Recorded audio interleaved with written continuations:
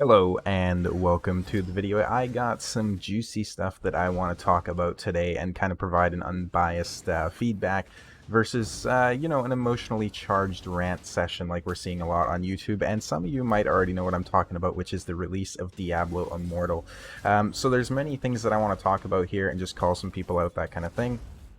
No ill will or anything like that towards other content creators. I'm just objectively calling out how things are and how it's progressed. So, of course, as some people from my channel will already know, I play Raid Shadow Legends quite a bit.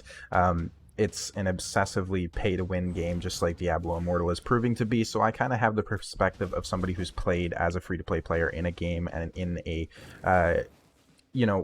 system that's already like that, so it's not entirely new to me. So what I want to talk about real quick, first of all, is I want to call out, content creators on YouTube, and I want to talk about how people are saying that you can do everything as a free-to-play player that you'd be able to do as a pay-to-play player, and how you can do all this stuff, right? So, first of all, that's just simply not true. If you're playing Diablo Immortal, for example, sure, you can progress through the game, you can beat the dungeons, you can do all that same stuff that you would do as a pay-to-play player or a pay-to-win player, but you're not doing it to the same level.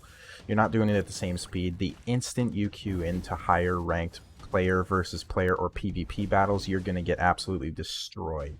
And then it's going to become very apparent to you that, there is quite a big divide between free-to-play and pay-to-play. That's just one of the many, many issues, though, right? So what's happening in Diablo is they're gating stuff behind paywalls. They're not gating it behind skill. They're not gating it behind, how long you can play, how long you can grind, how efficient you are, your knowledge about the game. None of that stuff. Same thing happens in Raid Shadow Legends, of course. I want to talk about how buying resources does not guarantee you account progression. So what I mean by that is, if we take Raid Shadow Legends, for example, to farm in a dungeon you need energy. To get energy, you need to spend gems, or you need to spend money to buy it. You can also buy it with gems, but gems cost money, so it all trails back to money.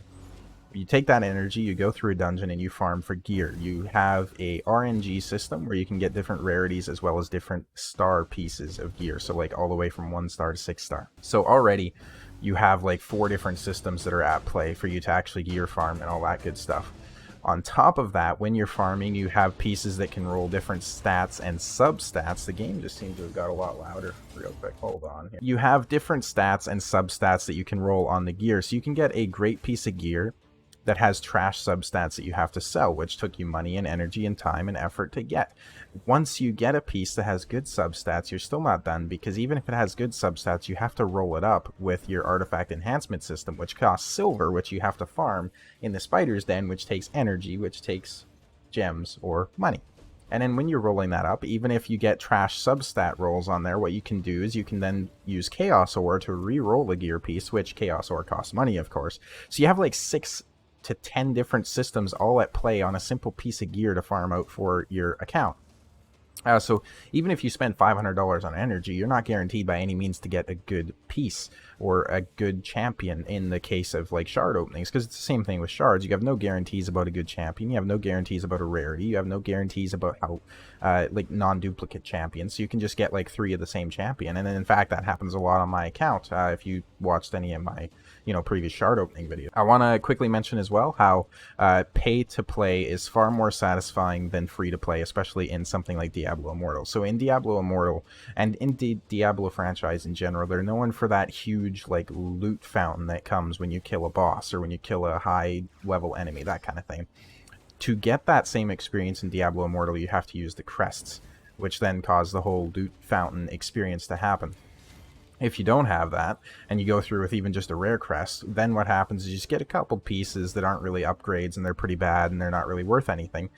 But as soon as you start spending money, and as soon as you start putting money into your runs, you're going to do so much better. Or if you have somebody on your team or in your party who's put money into it, you get so much better loot, you get such better drop rates, all that stuff, right? So it's just ridiculous to be gating it behind a mechanic like that. A big thing that people don't realize, and I kind of alluded to this earlier, is you're not going to be competitive without spending thousands, possibly tens or hundreds of thousands of dollars. So, for example, in Raid Shadow Legends on the hard Doom Tower, an average, and this is according to Raid's own statistics, an average of 1.6% of people managed to complete the hard Doom Tower. 1.6% of the player base manages to complete it.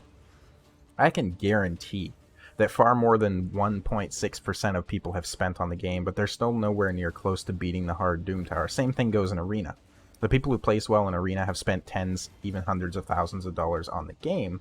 Now, this is all well and good if you can get away with spending on a game because you're a YouTube content creator, or because, you're a rich businessman who doesn't have to care where his money goes, right? Because in the case of a content creator, it's basically just a tax write-off, whatever you spent in the game.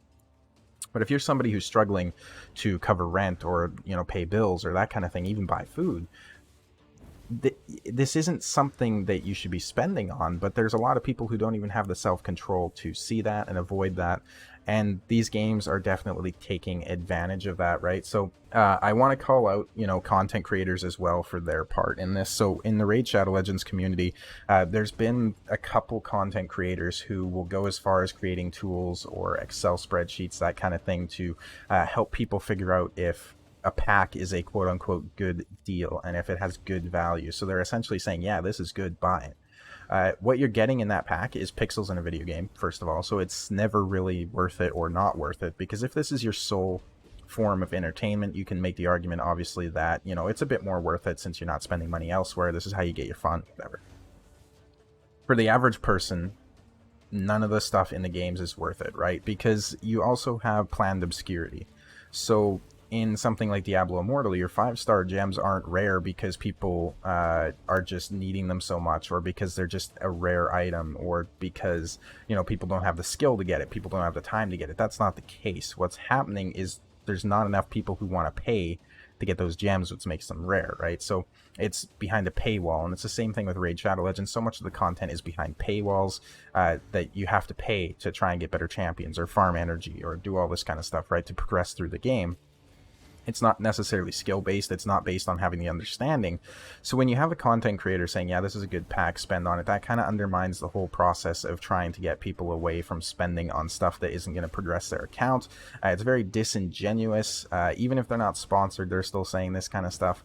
I know Chosen is one of the biggest content creators in the game, and he is a culprit of this a lot of the time. He actually does review videos of like the packs and stuff like that in Raid Shadow Legends, saying what he thinks is good and what isn't. And fundamentally, that's just not a good thing to be portraying online, because you're going to have impressionable people who might already have issues who say, hey, oh, this guy thinks it's good, he spends a lot of money on the game, he must know what he's talking about, let's buy it, right? So definitely not something I would want to be a part of as a content creator. Again, it is just pixels in a video game. Very rarely is it ever going to be worth it. And there's also a fundamental difference between buying something that you understand is just cosmetic, and there's another difference between buying something that you think could help progress your account.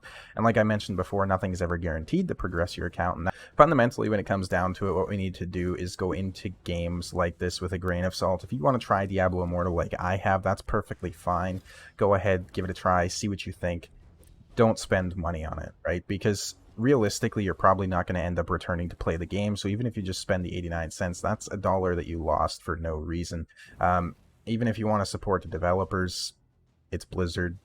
Don't support the developers in this case, is what I'll say, right? Until you actually start getting games put out that are worth paying for, until you get games where the in-game shop is cosmetic stuff. Fortnite's a good example of something like this. It's fundamentally a great game because all the purchases in-game are cosmetic. They're emotes, they're pickaxes, all that kind of stuff, right? You're not purchasing to unlock areas of the game. It's literally you load it up, you spawn in, you go around, you shoot people, you die, you win, whatever. That's it. That's all there is to the gameplay loop. Anything above that, monetary-wise, is just getting you cosmetic stuff to look cooler while doing it, right? Which is a big thing for some people, and we all know how uber successful Fortnite is, so there's not really an excuse saying that, the games won't be successful if they don't have this predatory monetization in them, right? Because that's just not the case, and that's been proven wrong. I want to call out Stu Gaming, who is a former raid content creator who is very much on the side of Diablo Immortal right now, who's saying that it's going to change, that they're going to favor the player base, especially the free-to-play players, as the game goes on. Fundamentally, that's just not true. Even something like Raid Shadow Legends is a good way to see that. As this game has developed, there's not been really anything implemented that would help free-to-play players. We still don't have reliable ways to farm books, shards, any sort of chickens, nothing like that, which is all your stuff for leveling up and upgrading champions. Same thing's going to happen with Diablo Immortal, because keep in mind, again, what are they going to change? It's a predatory monetization system to try and get as much money as possible. It's not a game where they care about the player base. If they did, they would be inviting new people in. They would be bringing in systems and stuff like that that are going to encourage returning players so you can play with friends and build guilds and all that kind of stuff. That just doesn't exist. Fundamentally as well, Diablo Immortal was developed by a company that is world notorious for their predatory monetization techniques. What we can do about this is there's people that are lobbying their local government to implement more in terms of like gambling regulations and stuff like that when it comes to video games, which is a great idea. I think that's something that should happen. If you can do that, that's amazing. Go for it. On top of that, like I say, what we have to do is just stop spending in games like this. Play it as a free to play, see how you like it. If you don't like it as a free to play, you're probably not going to like it as a pay to play either, so just don't play the game. Find something else that you might like a little bit better. Go watch a movie, go for a walk, just go outside, go to the gym. There's so many alternatives, right? So just don't spend money on games like this. And I know that's a lot easier said than done, but it'll help out in the long run, because then we'll start getting game content that's actually good rather than just making money for the developer. I hope this video finds you all in a good spot in life. I hope you guys have a great day and stay safe.